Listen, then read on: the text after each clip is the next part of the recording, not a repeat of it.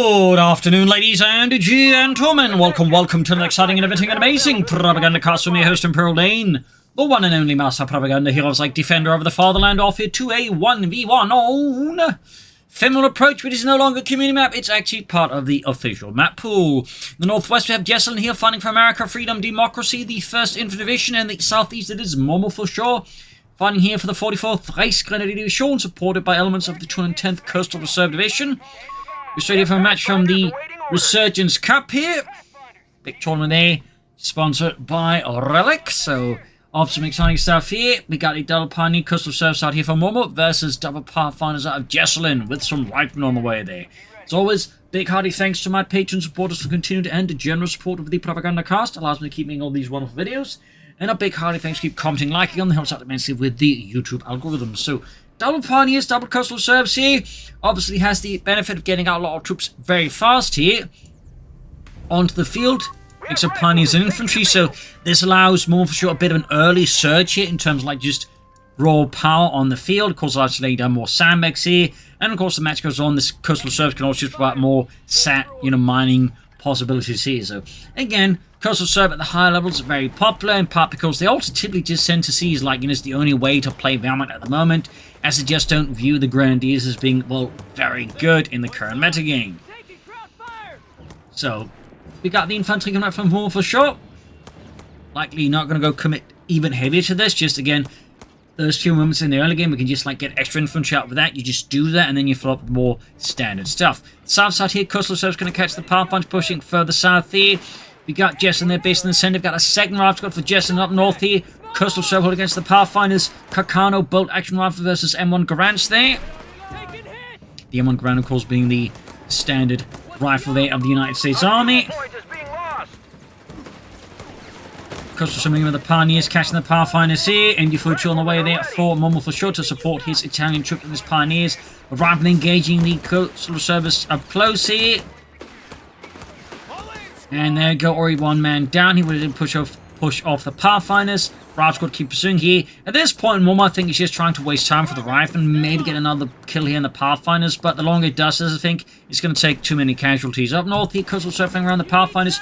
Bit of skirmishing here as both players, of course, look to get the upper hand here. Momo trying to set up in a better engagement, can just force Jesulin to withdraw there. Jesulin, of course, is having none of that. He's flanking around here. He's going to threaten the fuel point. That's going to force Momo to withdraw from there. Though, of course, Momo could turn the tables around on Jesulin again by going for an MD42 and setting up here, which is, of course, what he's doing. So, a lot of hex reaction, of course. Both top-tier players, both hardened veterans of many tournaments. Just, in fact, a previous tournament winner from CoH3. So, not exactly slouches here. Well, I suppose Momo is as a sloth, but that's a different kind of slouch. Another rifle squad out here for Jesulin. We got the Infantry Support Center. Rifle squad that's suppressed, and of course, previously with the whole capturing stuff, again, this is why I see a lot of US players going for Pathfinders. Again, you kind of get the same effect. Just a lot of capture power, but also a fair amount of firepower, since the Pathfinders are reasonably, good there. But yeah, things are getting tough here for Momo4sho. Jesulin is just hitting Momo's economy here. We got the Luftwaffe company, we got the MD42 joining in the fun here, routing the riflemen. Rifle squad flanking in here. Coastal serving up here, machine getting outmaneuvered here. Pathfinders closing in. Things are getting very heated up here. Of course, Luftwaffe company also very popular, in part because of the current metagame, which forces, well, very much it due to, again, otherwise as the Wehrmacht, if your opponent goes for a light vehicle, you're going to have an exceptionally hard time of dealing with it without Jaegers with Panzerschrecks, basically, or a 2-2-1 with a Panzerbüchse. That's sort of the issue. It's just the Panzergrenadier company just isn't great against light vehicles. Not in terms of, cost efficient. That's kind of the main problem right now that's causing a lot of Wehrmacht players, consistently go for the Luftwaffe company. It just handles Greyhounds, Chaffies significantly better.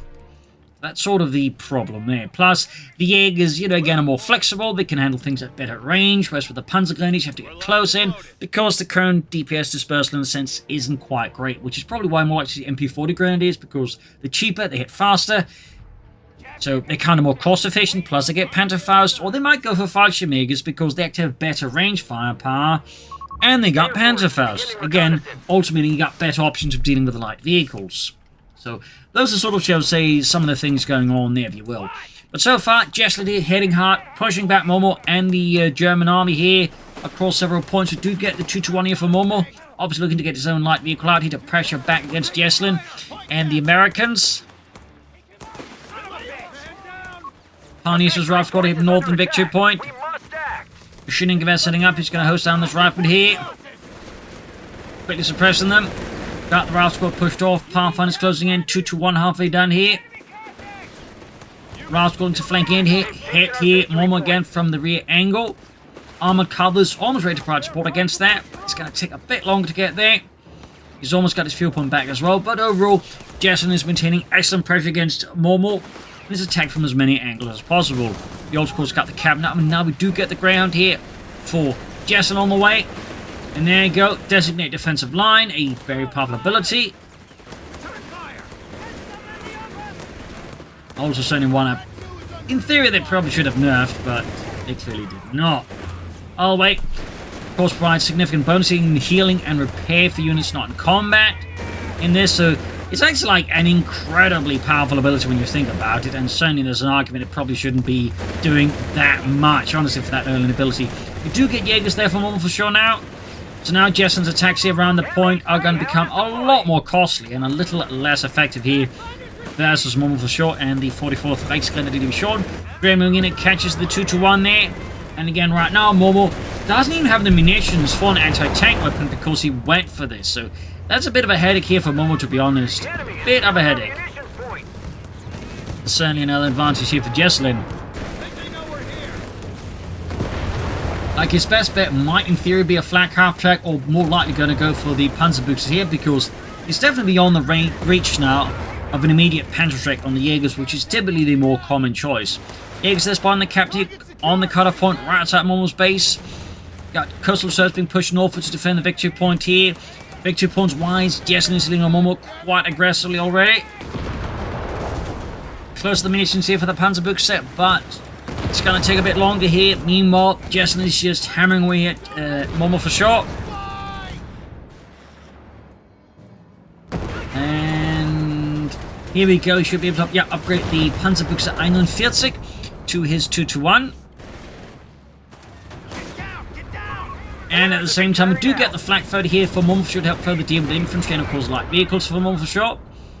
Rifle got pushed onto the cut-off point here, which of course deny Momo4sho his northern field point there. And Jesulin is just constantly applying pressure, just keeping up momentum. He's even using air recons to, of course, further, you know, keep a track of what Momo's doing and, of course, make it harder for Momo to get any, like, tactical advantage over Jesulin. But there you go. 2-1-2H scores ahead here on the Greyhound. Shoots the rifle but misses. Coastal Service defend the cut off fuel point there. Almost got the cut off point back. Jaegers pushing forwards. 2-1 rolling ahead here. Flak 30 on the move here as well, providing, of course, some more significant firepower here for Momo4sho and the 44th Grenadier Division.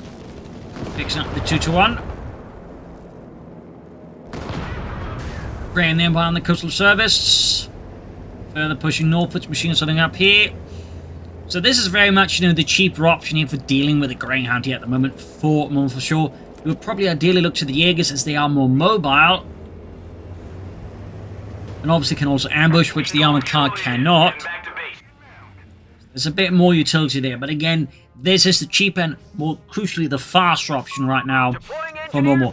Got more Jaegers on the way here meanwhile. More, again, you know, more advanced infantry in the Italian Coastal Service. Also much more splendidly equipped there with G43s.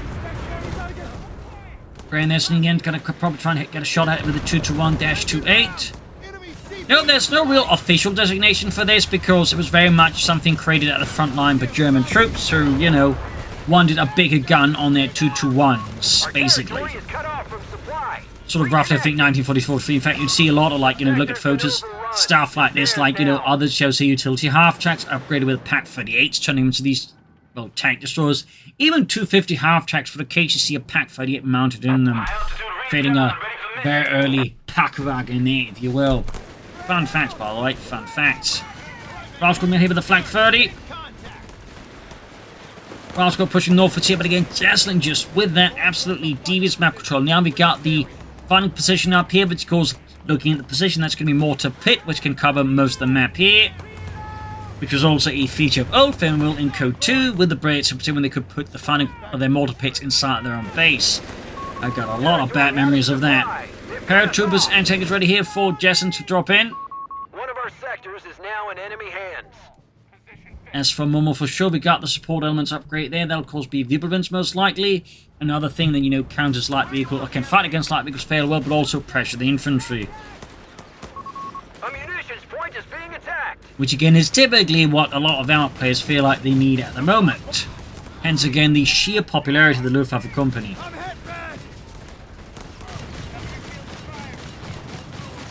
North here, Rifleman power funds moving in there. Coastal Battlegroup just running the field point, machine in reserve as well. Grenades off on the flak 30, doing a fair bit of damage in the south east ground, catching the Pioneers. Operating aggressively here. Armored car pushing south here, trying to catch up with it. Likely Jesulin's just going to move away, obviously anticipating the 2-to-1 coming after it. Or not. There we go, quick shot there.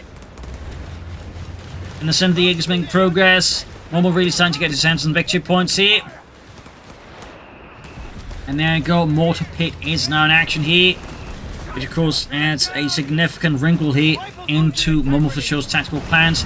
But he's now got the people in the way there though. That is going to help somewhat.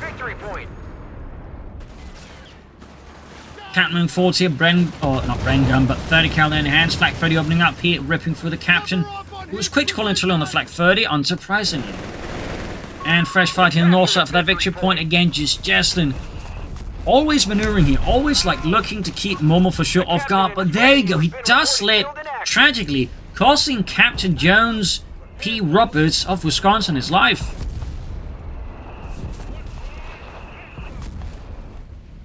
Armor color fixed up, the even flak pan's almost done. With the new full leaf skin, which looks really good too, to be honest. But there you go, firing away there, mercilessly at the passing aircraft.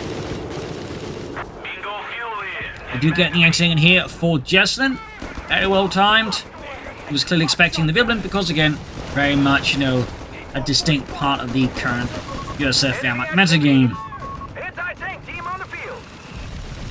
You need weapons? We need coordinates. Jaegers Pathfinders here. Jaegers trying to move forwards, but are being hit here by the Rifleman. Vibrant is providing some covering fire here, but we got Jesulin there mercilessly pushing forwards. The Vibrant here is getting hit by the anti-tank gun there. Needs to keep a distance here, or he could risk losing the Vibrant already, which would be quite terrible there for Momo4sho and the 44th. Got the ground pushing north for this. MD-42 engaging Pathfinders. Jaegers starting out here. And of course, want to try and sneak through the south, of course. Likely going to hit the ground, send the ground south to deal with that. Now, for now though, armored car. People moving northwards, even as Jesulin's planning a big push here. And there you go, this could go sour here for Jesulin. This could be a decent tactical win here for Momo4sho, as he holds a significant portion of Jesulin's forces and back to the bases. So theoretically, he could exploit this, depending on where this goes. Anti-tank moving up here, but can't quite hit the Vibrant. Bray in there, sneaking about, and further south, we do have the Pioneers and Coastal swimming up here. Even as Jesulin's attention is pretty much all focused on the north side here.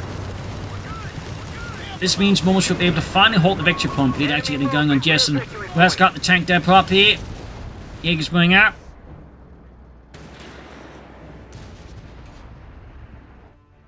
Coastal Reserve squad moving forwards there. Actually two, and we got another Vibrant here for Momo4sho. Clearly focusing heavily on what's in front of him right now. That is the infantry and the Greyhound. Can't fall in for that, though, of course, with the tank depot on the way there. Two Vibrants is probably going to fall a bit short there for Momo4sho. Put it gently. There you go on the south. Looks like there was a mine actually being laid down. They got set off. They're under the Coastal Reserve squad there. Other mine. Quickly halted as well. The engineers out here for Jesulin. Still, also got the troops down the center there. Momo again. Able to just exert a bit more influence across the mountain here versus Jesulin. Just a bit more. Victory point now under enemy control. It's like, you know, almost like 15 minutes into the game before we can really start to do that. Securing our capture point. There you go, wheeling forwards here. Armored cars, Jaegers. Because they're taking us here from the Greyhound. Doing a lot of damage here. Greyhound there, getting off a few more shots. Jesulin raking the rifle there with heavy fire.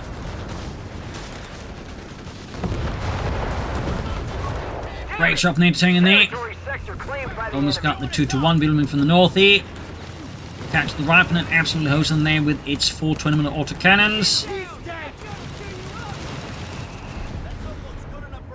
So now we can see Momo finally then, with that one engaged and able to push back here, is able to further push the front line. Of course, this is likely going to change once Jesulin gets something out of that tank depot, and that could very likely be 105mm Sherman, because Momo is going to struggle with that quite actively, because he's lacking any heavy anti-tank weapons except the Jaegers with the Panzerschreck, and those are going to be fairly easy targets for the 105mm Sherman. There go airburst shells ripping through here Momo's ranks. Casualties piling up there.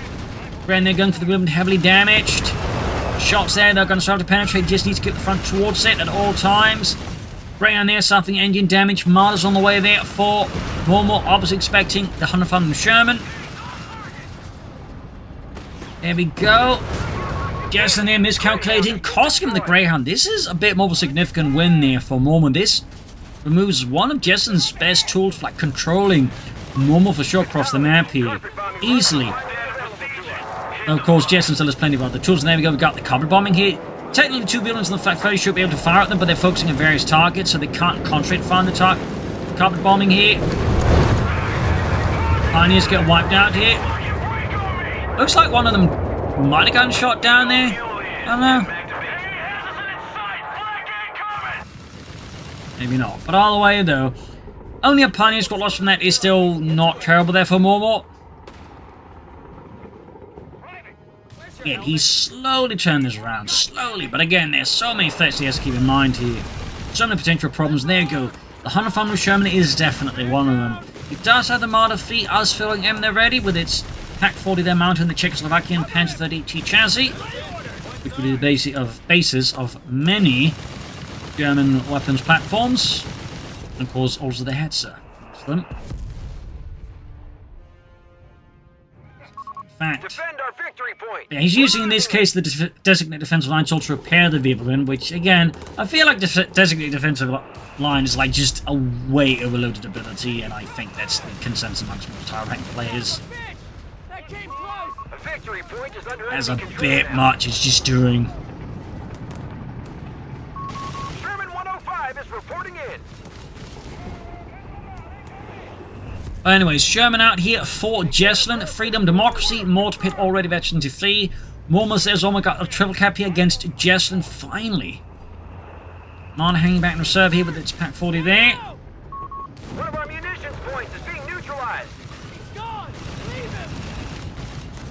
There'll of course be a variety of weapons on this platform.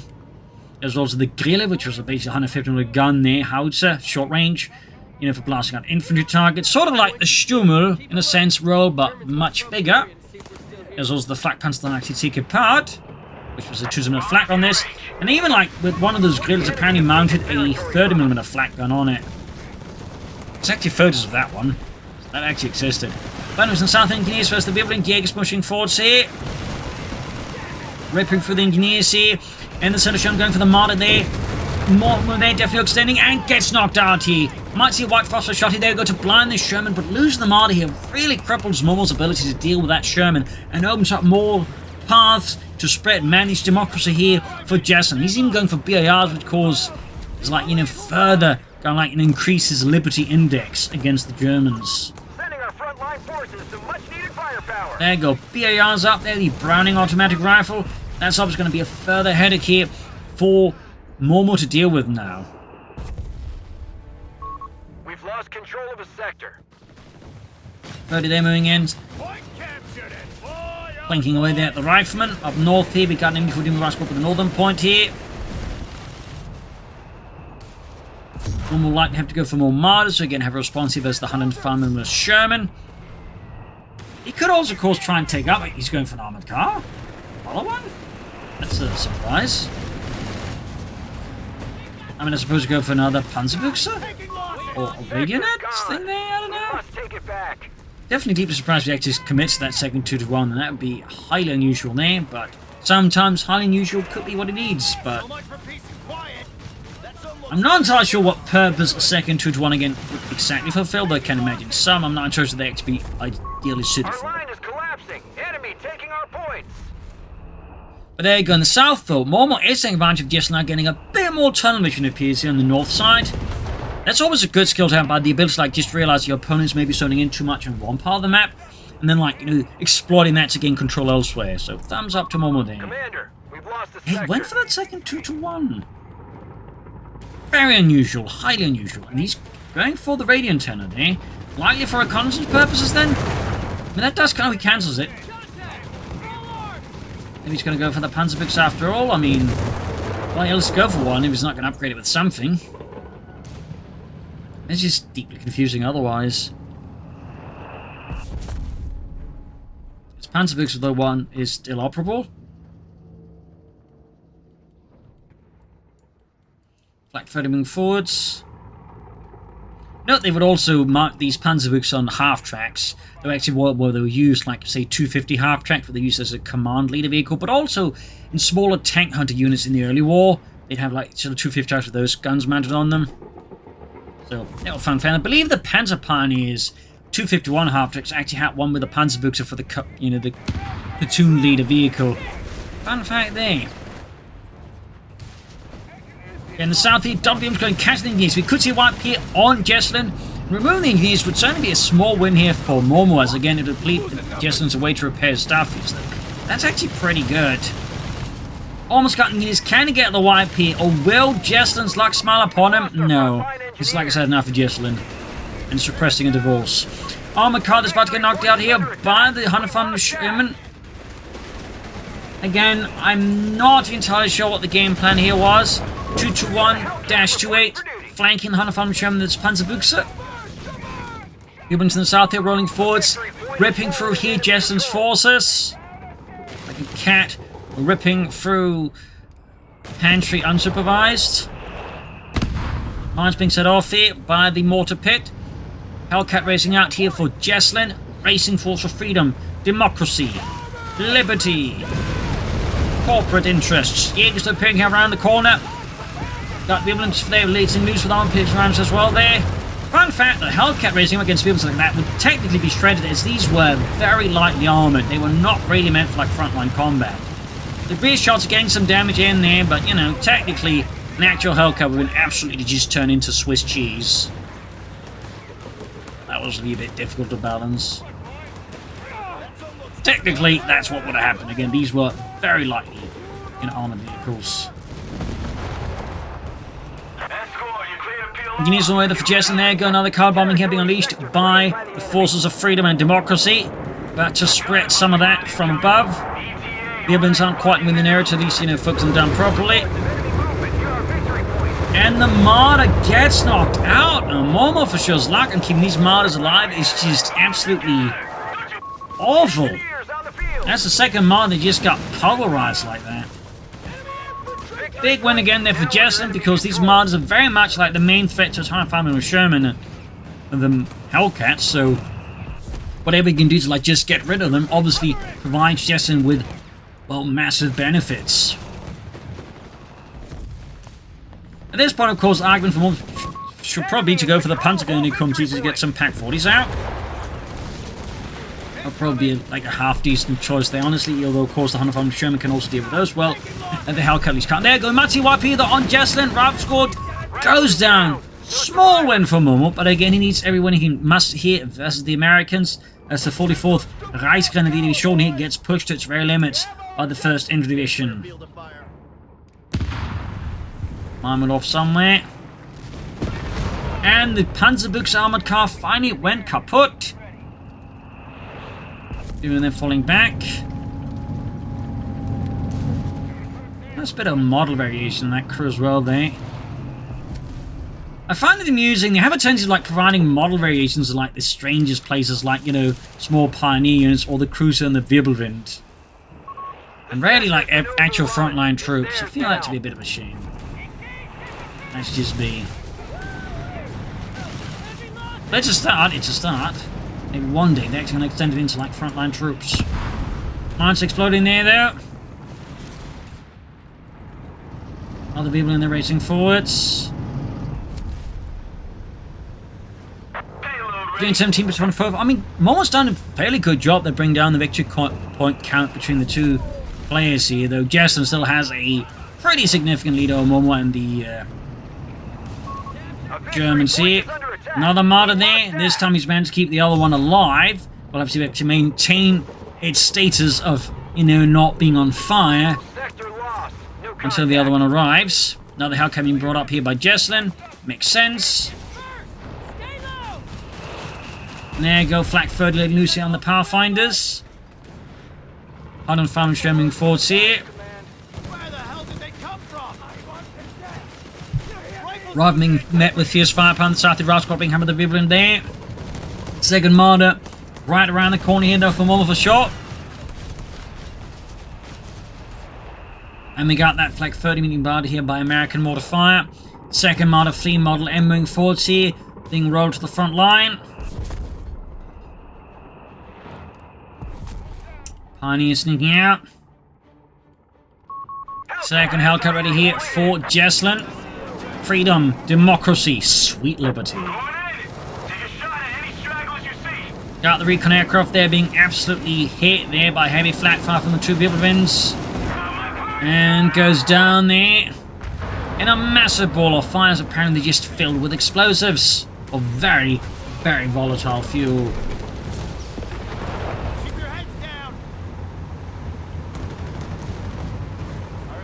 Hellcat's winging there. Oh, catching almost both his vehicles in an absolutely terrible spot. They're martyrs around the corner. Might be get some shots here. No, they don't. They're moving in an awkward pattern.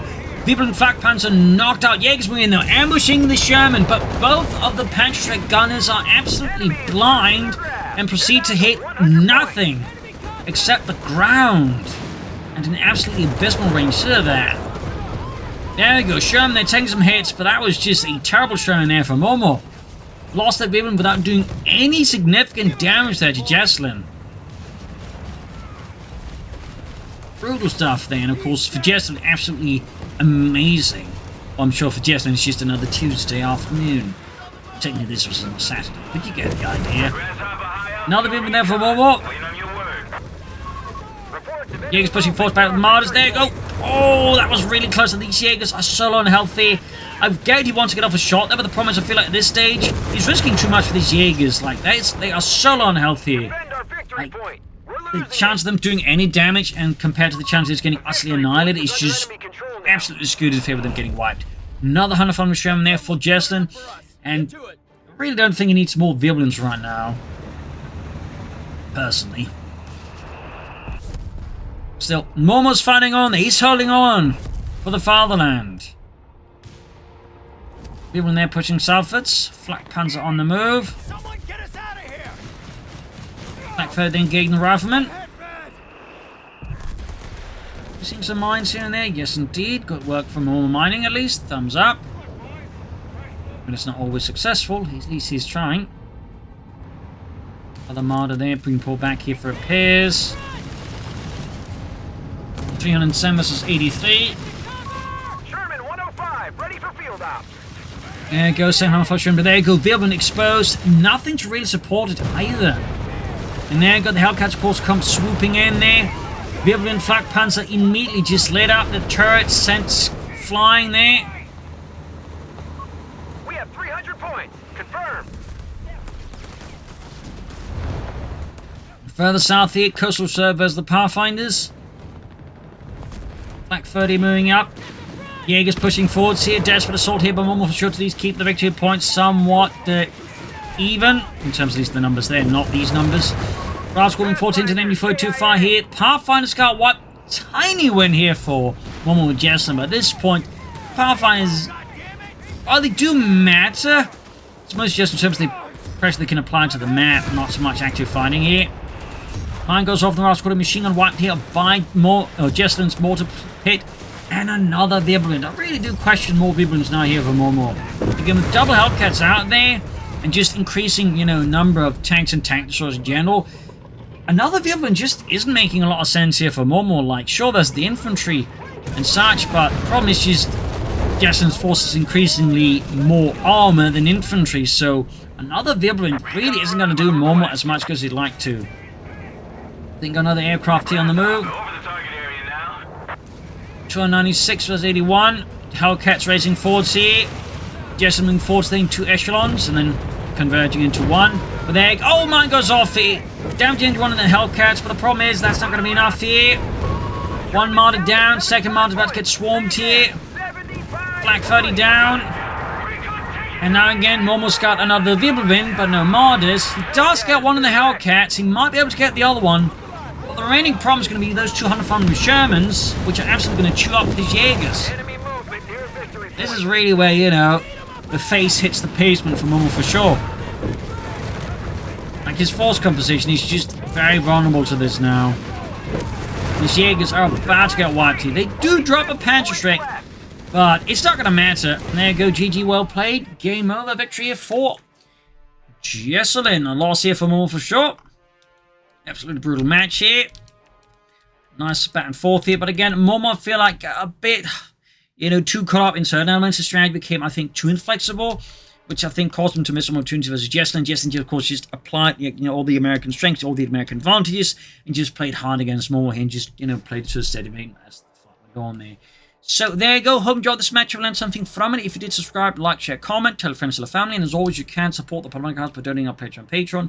Wherever it helps. And of course, a big thanks to Relic and to, you know, AE for putting together this lovely little tournament. Cheers, everyone, and see you all tomorrow for another episode. Bye, everyone.